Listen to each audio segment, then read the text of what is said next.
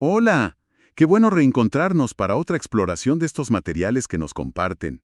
Hoy tenemos algo bien específico, un documento de estrategia financiera. Sí, uno que se ve interesante. A ver qué nos dice. Exacto, es una presentación, fíjate, fechada el 9 de septiembre de 2025. El título es Presentación Spread, Deuda Interna Externa. Y va directo al grano, ¿eh? Habla de la curva local en dólares y un análisis estratégico patrimonial. Con un lema bastante directo, además. Sí, me llamó la atención. Estrategia que transforma capital en riqueza. Suena ambicioso, ¿no? Bastante. Habrá que ver cómo proponen hacerlo. Justamente, esa es nuestra tarea hoy, desmenuzar esta propuesta. Queremos entender, bueno, cómo ven ellos la estructura de esa curva de rendimiento de la deuda local en dólares. Ajá. ¿Dónde creen que están las verdaderas oportunidades? Y los riesgos, claro. Y cuál es la estrategia de portafolio que están recomendando para inversores patrimoniales. Perfecto. Analizar esa estrategia punto por punto. Así que bueno, vamos a meternos en esto. El documento nos invita a mirar la curva no solo como números fríos, sino como una especie de mapa. Un mapa para crear valor patrimonial. A ver si la ruta que marcan tiene lógica. Empecemos por el principio. La forma de la curva que describen. Dale, dicen que arranca con rendimientos por ahí del 4%. Luego pega una subida fuerte, supera el 6% en lo que llaman el tramo medio, Ujú. y después, en los plazos más largos, como que se achata, se aplana bastante. Ok, una curva con pendiente positiva que luego se aplana. Típico, pero veamos el detalle. El punto clave que recalcan es que el mayor salto de rendimiento, digamos, por unidad de tiempo extra, se da entre los 2 y 5 años de lo que llaman duración. Precisamente. Y ahí, si me permites, detengámonos un poquito en duración. Es importante, Sí, claro, por favor. porque en bonos, duración no es solo cuánto falta para que venza, es una medida de riesgo. Mide qué tan sensible es el precio del bono si cambian las tasas de interés. Ah, ok. Más duración, más se mueve el precio si las tasas suben o bajan. Exacto, es el riesgo de tasa de interés. Entonces, el documento identifica esa zona, entre 2 y 5 años de duración, que, ojo, corresponde a bonos que vencen más o menos entre 2029 y 2033, como el lugar donde te pagan más rendimiento por asumir un poquito más de duración. Entendido. Y dicen que más allá de los 8 años de duración, la curva ya se aplana mucho. O sea, ganas poco rendimiento extra por esperar más tiempo. Pero mencionan algo de convexidad en esos tramos largos. ¿Qué es eso? Sí, es un punto técnico. La convexidad es buena. Te protege un poco más si las tasas bajan mucho o te ayuda si suben, pero según este análisis, esa convexidad de los tramos largos no compensa la poca prima de rendimiento adicional que ofrecen comparado con el tramo medio. O sea, el beneficio extra de rendimiento ya no es tan grande ahí. Eso es lo que sugiere el documento. Lo fascinante es cómo interpretan esta forma. No es solo dibujar la línea, es como leerla para tomar decisiones. Sugieren que justo donde la curva empieza a aplanarse, ahí como que se acaba la buena relación rendimiento-riesgo para el inversor que busca crecimiento patrimonial, según ellos. ¿Me entendido? Y entonces ahí es donde el documento parece poner, como decimos, todas sus fichas, ¿no? ¿Sí? En ese tramo medio, 2029 a 2033. Dicen que es lo más atractivo. Justamente. A ver, ¿qué números concretos nos dan para sostener eso? Hablan de rendimientos al vencimiento, el YILD-TM. El yield to maturity, sí. Eso. Entre 6.07% y 6.22% para algunos bonos específicos ahí. Y mencionan spreads altos. Correcto. Y aclaremos rápido qué es el spread, por si acaso. Es la diferencia de rendimiento entre ese bono y uno de referencia muy seguro como un bono del Tesoro de Estados Unidos del mismo plazo. La prima por invertir en este bono local, digamos. Exacto. Se mide en puntos básicos, los PBs. 100 PBs es un 1%. Y acá, en el tramo medio, reportan spreads de 230 a 248 PBs. Wow, o sea, están diciendo que esos bonos pagan entre 2.3% y casi 2.5% más que los bonos del Tesoro de Estados Unidos comparables. Eso es bastante. Es significativo, sí, según esas cifras. El documento hasta pone ejemplos, aunque los códigos CMG 210.531 y otros parecen internos. pero se refieren a bonos reales con vencimiento 2031, 2032, 2033. Y que tienen esos rendimientos y spreads altos, con duraciones de 4.7 a 6 años. El promedio de todo el tramo lo ponen como en 5.8% de YTM y 220 pips de spread. Esos son los números que presentan. Entonces, ¿cuál es la lógica profunda que ven ellos? ¿Por qué es tan atractivo ese tramo? El argumento se basa en dos cosas principalmente. Una es lo que llaman duración eficiente. O sea, creen que esas duraciones, entre 4.7 y 6 años, son un buen punto medio. Ni muy corto ni muy largo. Exacto. Capturas buen rendimiento sin la volatilidad tan fuerte de los bonos de muy largo plazo, que son súper sensibles a las tasas. Ok, tiene sentido. ¿Y lo segundo? Lo segundo es la clave de su tesis. La idea de una prima de riesgo local aún no arbitrada. A ver, eso suena interesante. ¿Qué significa no arbitrada? Bueno, aquí la interpretación es crucial. Sugieren que el mercado está pagando un extra importante por el riesgo de invertir en deuda de este país, en este tramo específico, y que ese extra es, digamos, mayor de lo que justificarían los fundamentales o lo que otros ven. Como una oportunidad que el resto no ha visto del todo, o no ha aprovechado. Justamente, lo ven como una ineficiencia temporal, una ventana de valor, le llaman. Por eso dicen que es ideal para inversores patrimoniales que estén dispuestos a tomar un riesgo país medio alto, para capturar esa prima extra antes de que desaparezca, si es que desaparece.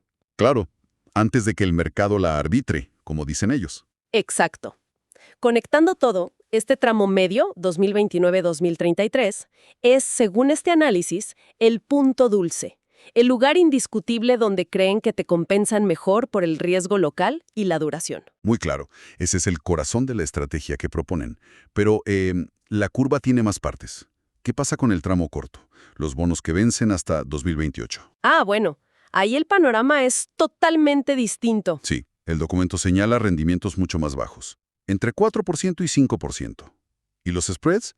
Casi nada, ¿no? Entre 18 y 180 Petribes. Se sacrifica mucho retorno ahí. Muchísimo comparado con el medio. Y por eso el rol estratégico que le dan es muy diferente. Lo ven básicamente como liquidez. Poca volatilidad, fácil de vender si necesitas el dinero. Como la caja chica del portafolio. Algo así. Una reserva defensiva. Por eso recomiendan tener muy poco ahí, solo un 10% o 15% del total. Pero, a ver, si alguien tiene mucha aversión al riesgo, ¿no sería lógico quedarse ahí, en lo seguro, aunque rinda poco? ¿Por qué insisten tanto en salir de esa zona? Es una buena pregunta. Pero recuerda el lema: transformar capital en riqueza. La óptica del documento es de crecimiento patrimonial. Claro. Desde esa perspectiva, tener mucho dinero en el tramo corto, que según ellos no genera valor adicional en rendimiento, es un costo de oportunidad enorme.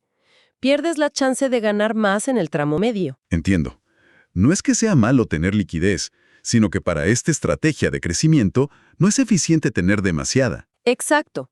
Su recomendación de rotar hacia el medio es una consecuencia directa de buscar maximizar ese rendimiento ajustado por riesgo, aprovechando la prima que creen ver ahí. Tiene lógica desde ese punto de vista. Bueno, nos falta el otro extremo, el tramo largo, bonos de 2034 en adelante. ¿Cómo los ven? Ahí los datos que muestran son rendimientos atractivos, sí, entre 6.2% y 6.6%, pero el mismo documento dice que la mejora sobre el tramo medio es marginal. Poca cosa. Y los spreads tampoco son tan espectaculares como en el medio. 180 a 200 bips. Dicen que el premio extra sobre bonos internacionales ya es más reducido. Correcto. Y aquí el foco del análisis cambia. Ponen el énfasis en el riesgo principal, la duración. Que es muy alta ahí, ¿no? Altísima. Hablamos de 10, 12 años o más, y eso significa que son súper sensibles a cambios en las tasas. Si las tasas suben, estos bonos pueden caer bastante de precio. Es la contrapartida. Pero mencionaste antes la convexidad como un beneficio. Eso ayuda a compensar. ¿Es como un seguro o algo así? Haz una buena analogía. La convexidad es una propiedad que, simplificando, hace que el bono suba un poco más si las tasas bajan mucho y caiga un poco menos si las tasas suben mucho, como un amortiguador. Ah, mira. Por eso, el documento no dice vende todo lo largo, recomienda mantener una parte, un 20-25%.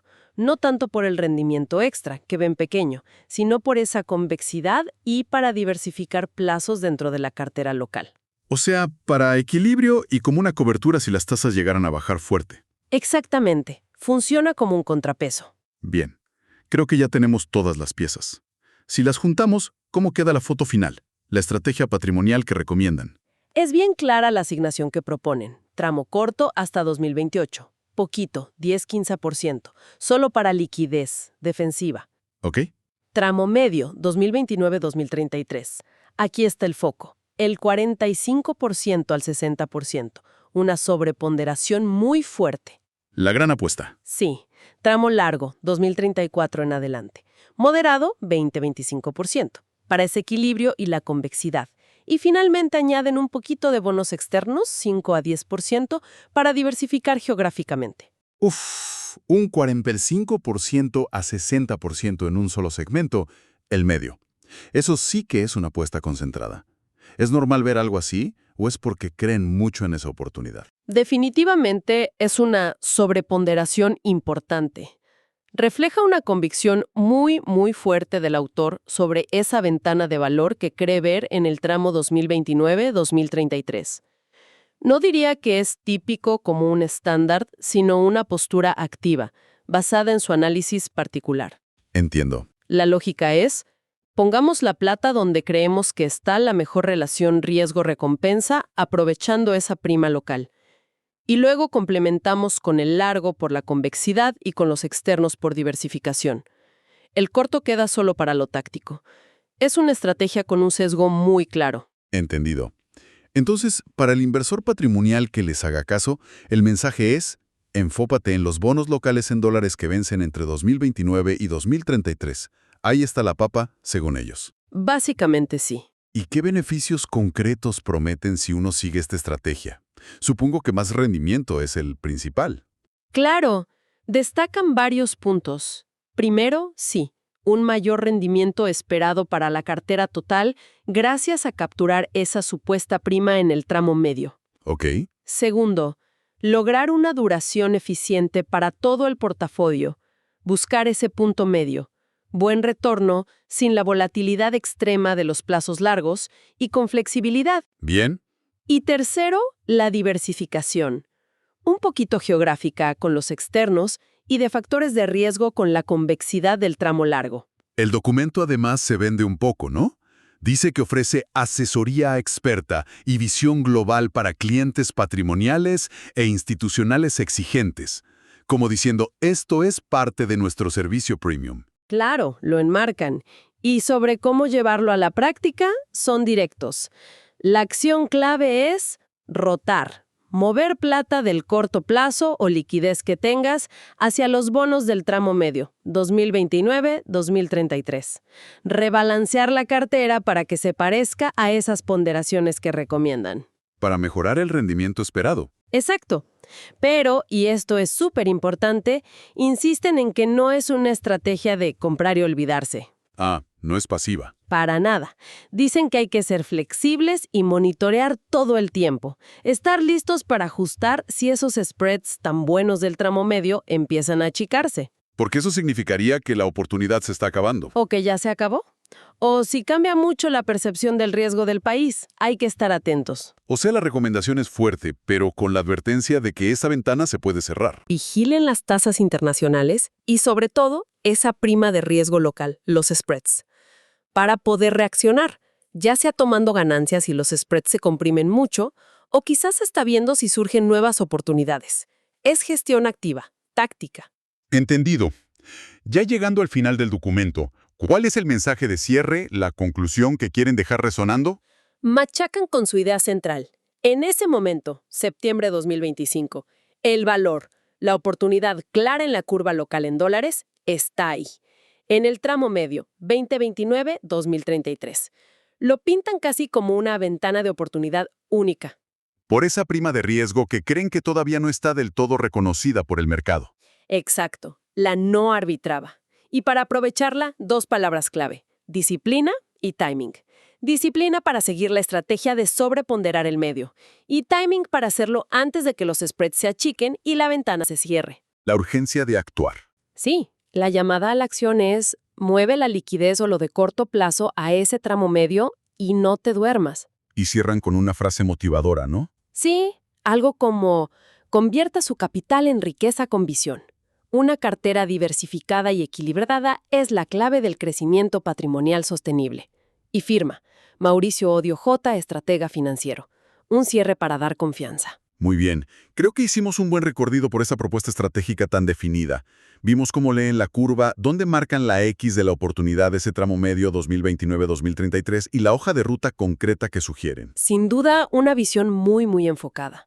Y con una llamada a la acción bastante apremiante, diría yo. Sí, eso del timing es fuerte. Y justamente ese énfasis en actuar antes de que los spreads se compriman me deja pensando. Plantea una pregunta importante, que quizás el documento toca de lado, pero es vital para quien siga esto. ¿Qué cosas externas podrían hacer que esos spreads se compriman más rápido? O al revés, que se queden altos más tiempo. Claro. ¿Qué podría cambiar el panorama? Exacto. Un cambio brusco en las tasas globales, por ejemplo, o algún evento político o económico local que cambie de golpe cómo se ve el riesgo del país. Factores que están ahí, implícitos en esa prima, pero que pueden moverse rápido. ¿Qué tan sólida es esa ventana de oportunidad si pasa algo así? ¿Y cómo afectaría eso no solo al cuándo actuar, sino a si la estrategia sigue siendo válida? Justamente. Es algo para seguir masticando, ¿no? Porque la estrategia se basa en una foto y una predicción, pero el contexto siempre cambia. Totalmente. Una reflexión clave. Y bueno, con eso creo que cerramos nuestra exploración de hoy. Un análisis intenso. Gracias por acompañarnos. Un placer, como siempre. Hasta la próxima.